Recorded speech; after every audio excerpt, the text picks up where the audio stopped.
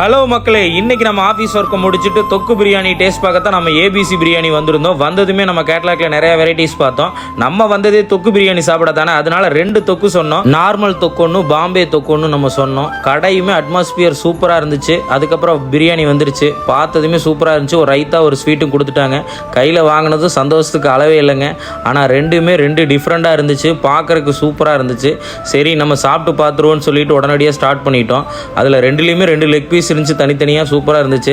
First கறியை சாப்பிட்டு பார்த்தோம். கறி உண்மையிலே சூப்பராக ஜூஸியாக இருந்துச்சு. பிரியாணியுமே சும்மா சொல்லக்கூடாதுங்க, சூப்பர் டேஸ்ட்டு.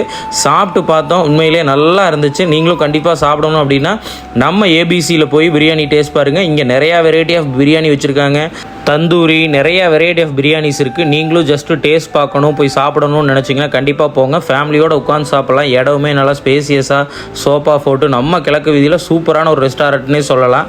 ஃப்ரீயாக உட்காந்து சாப்பிட்றதுக்கு ஒரு நல்ல இடம்னே சொல்லுவேன். கண்டிப்பாக நீங்களும் ஜஸ்ட்டு ஃபேமிலியோடு போனாலும் சரி, தனியாக பசங்களாக போனாலும் சரி, போய் ட்ரையல் பாருங்கள். நாங்கள் சரி இதை முடிச்சுட்டு பில்லுக்கு போகலான்ட்டு அங்கே போனோம். அங்கே போனோன்னு தான் ஒரு டிஸ்ட்டு. அங்கே போனால் பாயாசம் இருந்துச்சு. நம்ம விடுவோமா, பாயாசத்தை வாங்கி டேஸ்ட் பார்த்தோம். உண்மையிலே பாயாசமும் நல்லா இருந்துச்சு. ஜஸ்ட் நீங்களும் ட்ரை பண்ணி பாருங்கள். அதுக்கப்புறம் நாங்கள் பில் கொடுக்கலான்னு நினைக்கும் போது அங்கே ஐஸ்கிரீம் இருந்துச்சு. 2 ஐஸ்கிரீம் எடுத்துகிட்டு பில்லுக்கு போனோம். நாங்கள் இவ்வளோ சாப்பிட்டுமே மொத்தம் 440 ரூபா தான் பில் வந்துச்சு. பரவாயில்ல, இடமும் நல்லா இருந்துச்சு, பில்லும் கம்மியாக இருந்துச்சு.